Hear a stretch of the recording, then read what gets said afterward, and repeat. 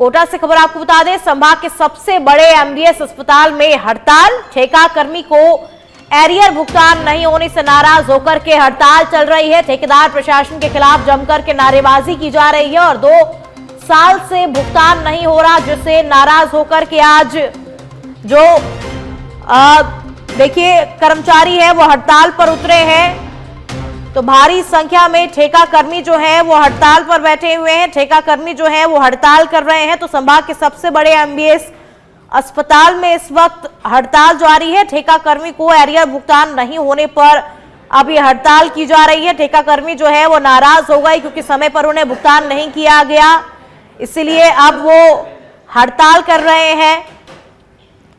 तो ठेका कर्मियों को एरियर भुगतान नहीं किया गया, इसलिए उन्हें अब हड़ताल का रुख अपनाना पड़ा है। संभाग के सबसे बड़े एमबीएस अस्पताल में इस वक्त हड़ताल जारी है। ठेका कर्मी को एरियर भुगतान नहीं हुआ, इसलिए अब ठेका कर्मी जो है वो हड़ताल कर रहे हैं। 2 साल से उन्हें भुगतान नहीं मिल रहा। तो देखिए कितनी शर्मनाक ये बात है। संभाग के सबसे बड़े अस्पताल एमबीएस अस्पताल में। तो चलिए इस खबर पर और अधिक जानकारी के साथ कोटा से सीधा लाइव मेरे संवाददाता भूपेंद्र मेरे साथ जुड़ चुके हैं। भूपेंद्र, क्या कुछ पूरी जानकारी? देखिए ठेका कर्मियों को 2 साल से भुगतान नहीं किया गया और आखिरकार मजबूरन अब उन्हें इस तरीके से धरने पर उतरना पड़ा है। बताना चाहूंगा कि संभाग के सबसे बड़े अस्पताल एमबीएस में आज जो ठेका कर्मी है वो हड़ताल पे उतर गए हैं क्योंकि 2 साल से इनको एरियर का भुगतान है वो नहीं मिला है। हमारे साथ जो ठेका कर्मी के वो कर्मचारी हैं वो मौजूद है। जी, किस तरह की मांग को लेकर आप आज धरना प्रदर्शन कर रहे हैं? 2 साल पूर्व राजस्थान के श्रम विभाग ने 2 साल पूर्व 1 जनवरी 2023 को 26 रुपए की वेतन बढ़ोतरी की थी, लेकिन आज 2 साल गुजर जाने के बावजूद भी इन सभी कर्मचारियों को, हम सारे कर्मचारियों को आज तक भी एरियर का भुगतान नहीं हुआ है।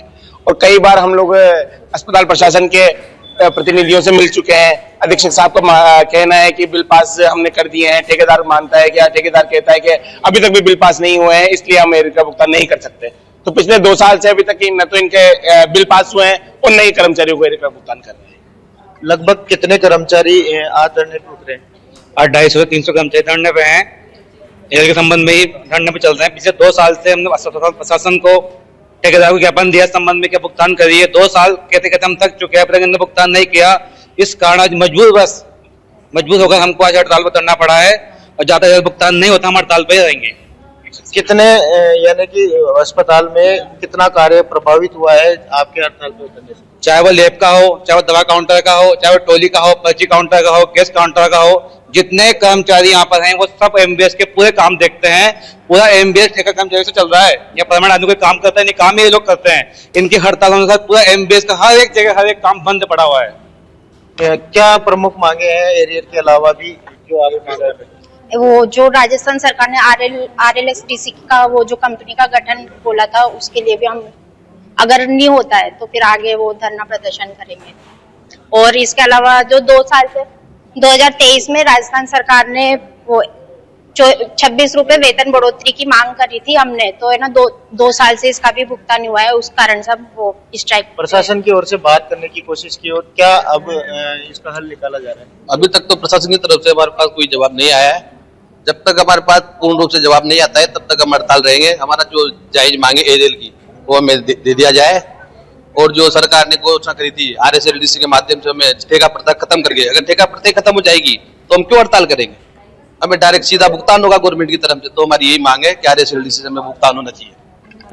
जी भूपेंद्र, एक बार इनसे ही पूछिए कि कब तक इस तरीके से ये लोग हड़ताल पर बैठे रहेंगे, क्योंकि देखिए इनके हड़ताल पर बैठने से अस्पताल की जो सेवाएं हैं वो भी प्रभावित होती है, इमरजेंसी सेवाएं वो भी प्रभावित होती है, तो आम जनता को भी इससे परेशानी होती है। तो आखिर कब तक ये लोग इस तरीके से हड़ताल पर बैठे रहेंगे और क्या प्रशासन को इसके बारे में इन लोगों ने अभी तक सूचित किया है? और अगर सूचित किया है तो प्रशासन की ओर से अभी तक क्या कुछ रुख आया है, उसके बारे में एक बार इनसे जानकारी लीजिए।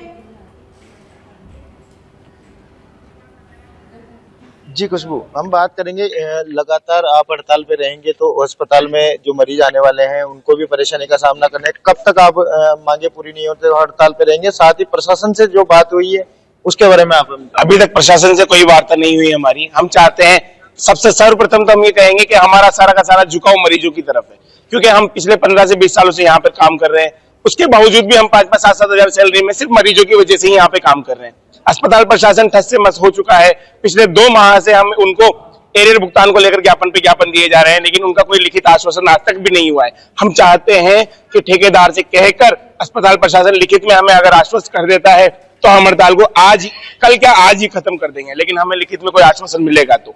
लेकिन अभी तक भी हमारे ये अस्पताल के किसी भी प्रतिनिधि या किसी अधीक्षक या उपाधीक्षक साहब का कोई अभी तक फोन तक नहीं आया हमारे पास में कि आप हड़ताल क्यों कर रहे हैं। यानी कि जब तक लिखित में आदेश नहीं मिलेगा आप हड़ताल पे रहेंगे? लिखित में आश्वासन मिलने के बाद ही हम हड़ताल को स्थगित करेंगे। जी खुशबू, ये लगातार हड़ताल पे रहेंगे। अभी लिखित में आश्वासन की मांग है। जो प्रशासन है उनकी तरफ से कोई अभी तक इनको कोई ना तो संपर्क करने की कोशिश की है, ना ही किसी तरह की कोई हड़ताल खत्म करने की कोशिश की जा रही है। जी खुशबू। चलिए, शुक्रिया भूपेंद्र तमाम जानकारियों के लिए।